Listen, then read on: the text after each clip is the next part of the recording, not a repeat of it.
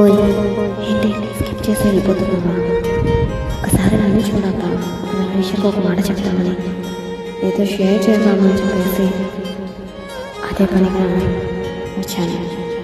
ఏం చేస్తున్నావని కాకుండా ఎలా ఉన్నామని అడగండి.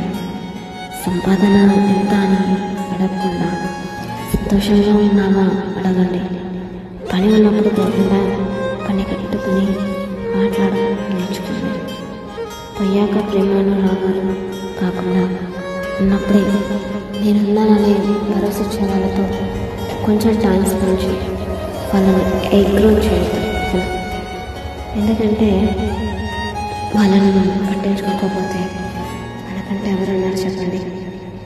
మన కోసం తప్పించే వాళ్ళని మర్చిపోకుండా ఆ ఒక్కరి పలకరింపు ఎలా ఉన్నా సంతోషంగా మనకు భరోసా ఇచ్చేమాట ఇలాంటి